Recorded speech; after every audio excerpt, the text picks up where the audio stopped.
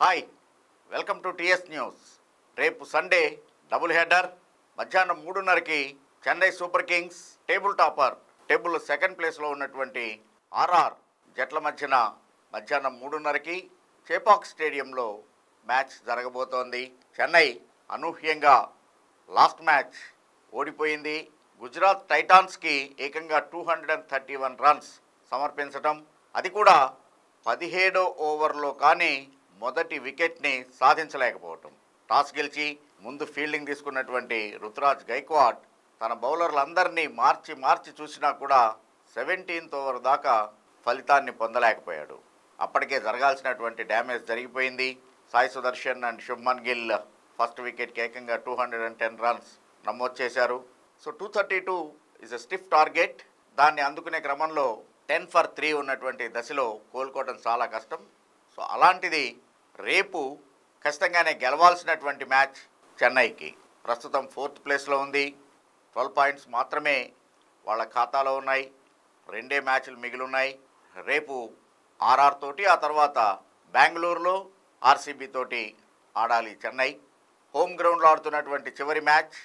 So ఖచ్చితంగా home ground advantage తీసుకుంటూ విజయాన్ని సాధించి ప్రైమ్ టార్గెట్గా 14 పాయింట్స్ సాధించాలి అని చెన్నై వ్యూహాలను రచిస్తూ ఉంటే, మరొక వైపు కేకేఆర్తో ఉన్నటువంటి పోటీని దృష్టిలో పెట్టుకొని ఖచ్చితంగానే రేపు చెన్నై మీద గెలిచి టాప్ ప్లేస్కి వెళ్ళాలి అని ఆర్ఆర్ వెయిట్ చేస్తూ ఉంటుంది.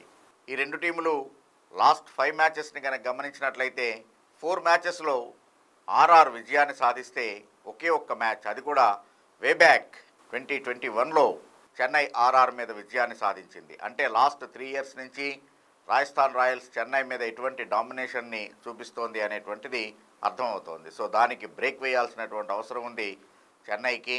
చెన్నై అన్ని రంగాల్లోనూ సమస్యల్ని ఎదుర్కొంటోంది. అటు ఓపెనింగ్ జోడీ కుదరట్లేదు. మొదట్లో రచిన్ రవీంద్ర అద్భుతం అనుకుంటే ఆ తర్వాత పూర్ ఫామ్ తోటి ఇబ్బంది పడుతూ ఉన్నాడు. మరొక వైపు ఇంకొక ఆల్టర్నేటివే లేదు అన్నట్టుగా అజింక్య రహానేనే కొనసాగిస్తుండటం వాళ్ళని చాలా ఇబ్బంది పెడుతూ ఉంది.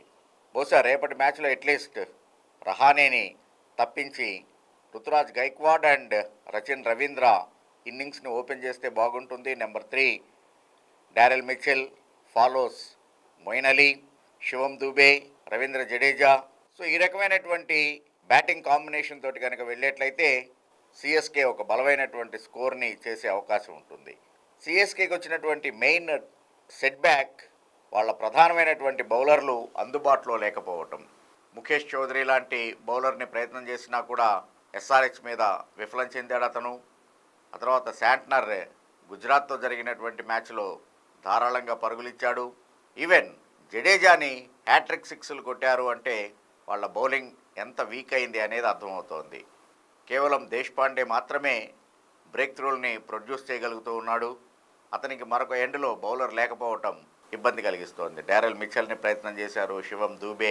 సో వీళ్ళంతా ప్రయత్నం చేసినా కూడా పతిరాణా అండ్ తీక్షణ లేకపోవటం, అలాగనే దీపక్ చహర్ క్రాంప్స్ తోటి ఇబ్బంది పడటం, శార్దుల్ ఠాకూర్ ధారాళంగా పరుగులు ఇవ్వటం. సో ఈ రకంగా బ్రేక్ త్రూ బౌలర్లు లేకపోవటం చెన్నైని ఇబ్బంది పెడుతోంది. మరి రేపు ఏ రకమైనటువంటి కాంబినేషన్ తోటి, కాకపోతే చిన్నస్వామి కొద్దిగా స్పిన్నర్లకి హెల్ప్ చేస్తూ ఉంటుంది. అందుకని 3 స్పిన్నర్లు జడేజా, శాంట్నర్ అండ్ మొయిన్ అలీ, అలాగనే దేశ్పాండే అండ్ శార్దుల్ ఠాకూర్. తర్వాత ఎవరైనా ఆఫ్ కలర్ కనుక అయ్యేట్లయితే శివం దూబే అండ్ మిచెల్ తోటి ఆ కోటాని పూర్తి చేసేటువంటి అవకాశం. ఈ రకమైనటువంటి బౌలింగ్ కాంబినేషన్తో వెళ్తే కొంచెం బాగుంటుంది. ఆర్ఆర్కి పెద్దగా ఇబ్బందులు ఏమీ లేవు. Yashasvi Jaiswal and Jos Buttler are in good form. Even Sanju Samson చక్కటి ఫామ్లో ఉన్నాడు. ఆల్రెడీ 2 మ్యాన్ ఆఫ్ ది మ్యాచ్లు అతనికి. ఆ తర్వాత జోష్ బట్లర్, అశ్విన్ అండ్ చహల్ ఉండనే ఉన్నారు బౌలింగ్ యూనిట్ని బ్యాలెన్సింగ్ చేయడానికి. సో ఓవరాల్గా ఆన్ పేపర్ ఫామ్ని కనుక దృష్టిలో పెట్టుకునేట్లయితే రాజస్థాన్ చాలా బలంగా కనబడుతోంది. కానీ home ground advantage and experience, already 5 times champion, even defending champion CSK. కాబట్టి ఆ ప్రభని కాపాడుకోవాలి అంటే ఒక డిఫరెంట్ స్ట్రాటజీస్తో రావాల్సినటువంటి అవసరం ఉంది. అది జరగాలంటే మాత్రం ఫస్ట్ ఓపెనింగ్ జోడీ కుదురుకోవాల్సినటువంటి అవసరం ఉంది. ఈవెన్ అటు గుజరాత్తో జరిగినటువంటి మ్యాచ్లో రచిన్ రవీంద్ర అనవసరమైనటువంటి రన్కి ప్రయత్నం చేసి మిల్లర్ చేసిన డైరెక్ట్ త్రోకి రన్అట్ అయ్యాడు.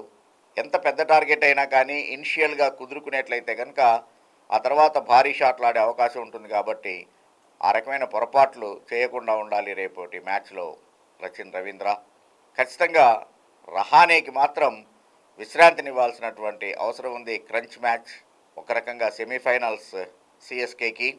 So home ground advantage and ఎక్స్పీరియన్స్ని దృష్టిలో పెట్టుకున్నప్పుడు సిఎస్కే రేపటి మ్యాచ్లో ఖచ్చితంగా బౌన్స్ బ్యాక్ అవుతుంది. 3 సంవత్సరాల నిరీక్షణకి తెరదించుతూ ఆర్ఆర్ మీద విజయాన్ని సాధిస్తుంది అని ఖచ్చితంగానే తలా ఫ్యాన్స్ ఎక్స్పెక్ట్ చేయొచ్చు. Thank you. Thanks for watching TS news.